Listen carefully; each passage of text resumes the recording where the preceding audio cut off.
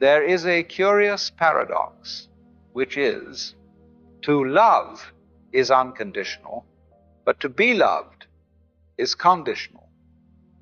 By the time one has crossed the 30s or 40s, they have seen enough of life to know that the fairy tales of youth were, at best, charming illusion.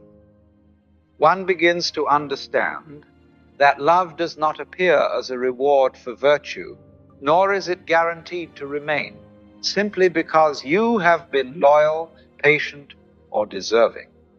Some have poured themselves, drop by drop, into the vessel of another's life, only to watch it leak away through fingers that once clung to them. Others still dwell beneath the same roof with their chosen companion, yet feel as though they have become a stranger at their own table. And there are those who have wandered from heart to heart, thinking that the next embrace, the next yes, would finally fill the hollow within, only to find the emptiness echo back at them. You begin to wonder why something as natural as love has become such a labyrinth of conditions, unspoken bargains, and quiet disappointments. You sense that somewhere, beneath all the poetry and promises, there is a truth you have been avoiding. For love, as it is sold to us, is not love at all, but something dressed in its garment. And here, perhaps, lies the seed of our quiet discontent. We have confused the appearance of love with love itself, the structure that holds it with the living thing it was meant to carry. From our earliest breath, the world whispered its bargain into our ears. Love is something to be earned. Behave as you are told, and you will be cherished. Fulfill the needs of another, and you will be kept. Offer beauty, strength, usefulness, devotion, and the reward will be love. But this is not love. It is a transaction masquerading as tenderness. It is the polite exchange of commodities between two people who have been taught to call their bargain romance. You see, a bargain can hold people together, but it cannot nourish them. Like two merchants bound by contract, they remain so long as the terms are met. And when they are not, they part. No matter how many years have passed, no matter how deeply your lives have entwined, the invisible ledger will one day be brought to the table and the sums will be counted. Many men and women wake in the middle years of life to the cold recognition that what they once believed was love was only an arrangement. It might have been cloaked in vows before God, adorned with flowers, or sealed with the trembling promises of youth, but the heart of it was a simple pact.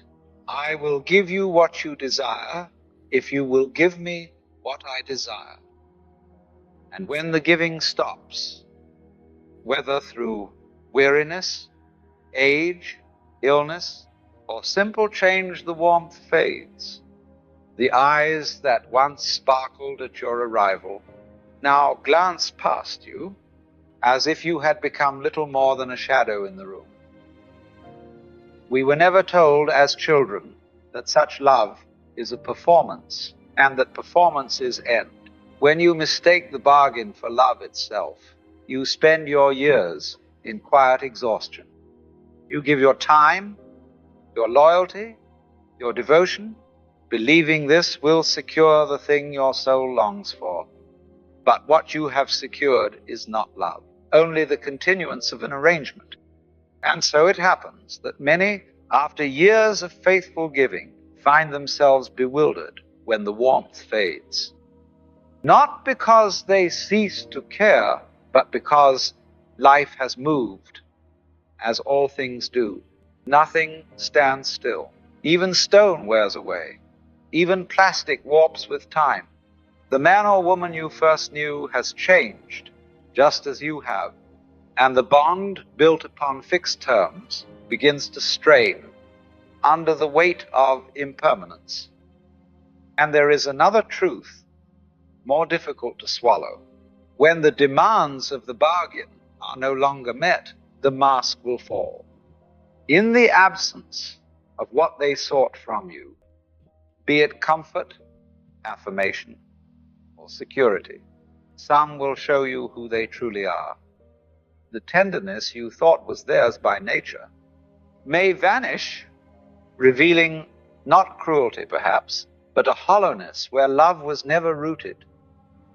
You may have felt it, the gaze that no longer lingers, the laughter replaced by a cold and watchful silence. The shift is so quiet, you can almost convince yourself it isn't there. But in that stillness you see it. You were cherished not for your being, but for the service you rendered.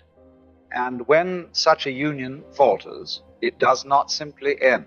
It unravels something inside you. It leaves you staring at the ruins, asking whether you were ever truly loved or only ever necessary. Love is not a bargain, nor is it a chain. It is not I will if you will, nor the silent counting of who has given more. Such things belong to the marketplace, not to the heart. True love is a freedom, the liberty to give without ledger or demand. It is to be fully present with another, not to bind them, but to care for them, simply because the caring itself is joy. It is a gift given without the shadow of a contract, without the fear that it must be returned in equal measure. But here lies the paradox. Such love cannot be given by one who is starving for it. The heart that is desperate to be loved back will always, in some hidden way, attach strings to its giving. It will watch, it will measure, it will wait for the return. And when it does not come, bitterness will grow like ivy through the soul. You cannot love freely until you have ceased to beg for love. And you cannot cease to beg until you have found within yourself a source that does not run dry. That source is not in another's eyes, nor in their approval. It is in the quiet knowing that you are already the child of the very life that breathed you into being. Call it God, call it the eternal, call it the nameless mystery. It has loved you into existence before you could earn or deserve a thing. Look at the sun. Even after all this time, the sun never says to the earth, "You owe me." Look what happens with a love like that. It lights the whole sky. To know this is to stand unshaken, whether others love you or turn away. Then, and only then, can you give love as the sun gives light, not to be thanked, not to be owed, but because it cannot help itself. To love is your freedom. No one can take it from you. It is the act of your own being, the overflow of the life that moves through you. You may give it to one, to many, or to the whole world, but it remains yours to give, to be loved. Now that is another matter that is never in your keeping. You cannot command it, purchase it, or reason it into being. Love offered to you is a gift of its own accord, arriving when it will, leaving when it must. It is as the wind that brushes your cheek. You may open your arms to it, but you cannot hold it there forever. If love is given to you, receive it with gratitude. Drink of it while it flows, but never clutch at it, as though it were the last drop in the world. For the moment you try to drag it from another's hands, it ceases to be love and becomes something else, obligation, pity, or bondage. And remember this, you are already loved, not by the fickle tides of human affection, but by the source from which you came. It breathed you into life without condition, without demand. To see this is to know you are never wholly bereft. If you wish for love from others, it must begin here in loving yourself, not in the shallow sense of indulgence, but in the deep sense of accepting your own being without reserve. For a heart at peace with itself no longer begs, it invites, and when two such hearts meet, their love is not a trade, but a meeting of rivers, each full from its own spring. When two people who have learned to dwell at peace within themselves come together, it is not to be filled, for their cups are already full. They do not arrive at each other's door as beggars, bowls outstretched. They come as givers, carrying abundance that spills over the rim. In such a union, there is no bargaining. No one is keeping score, no quiet dread of who owes whom. Love is not given to earn, nor withheld to punish. It moves as naturally as breath, as the tide that rises and falls without being told. Here, the joy is not in taking, but in sharing. There is no hunger in the eyes, only light. One gives not because the other demands it, but because giving is the most natural expression of their being. And so both are fed, not by the draining of one into the other, but by the overflow of each. This is the only love that does not rot into resentment.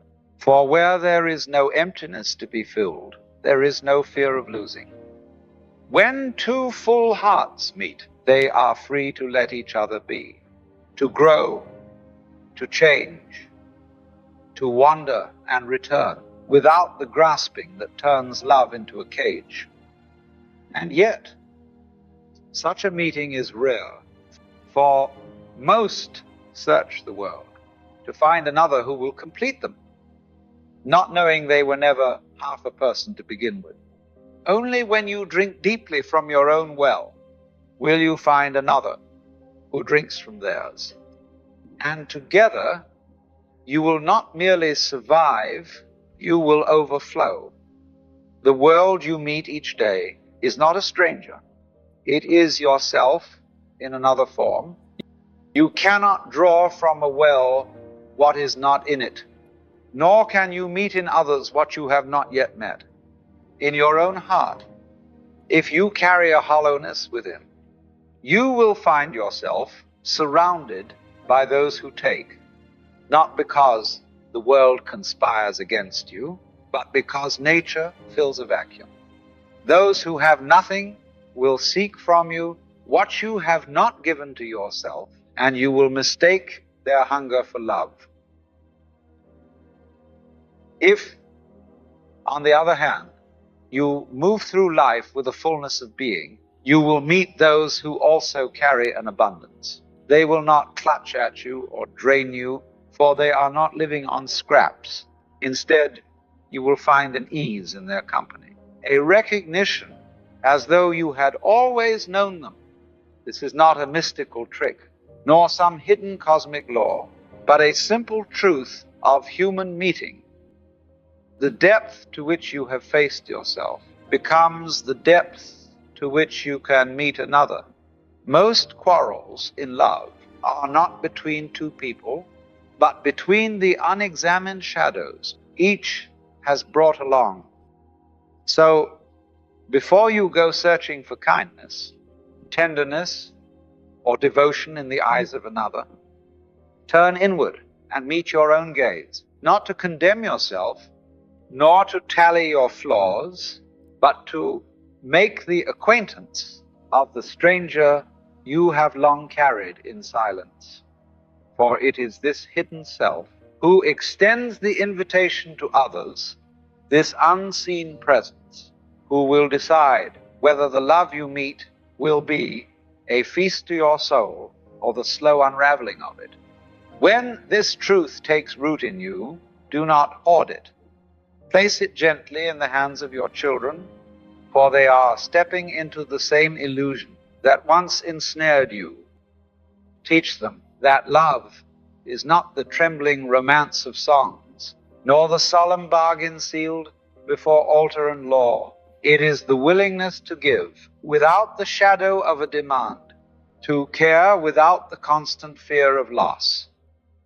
If they do not learn this, they will build their homes upon sand and watch them crumble. But if they do, they will stand on rock, and love will not be a cage, but a sky. The question is not, how can I find someone to love me? But the question is, how can I become someone who overflows? For when love is no longer a plea but a gift, when joy is no longer chained to another's approval, you will see that to love and be loved is not something to chase. It is the way you already are. You are not a half searching for the other half. You are whole. And from that wholeness, love flows, finding those who recognize it instantly. Then love ceases to be a hunt or a bargain or a desperate keeping.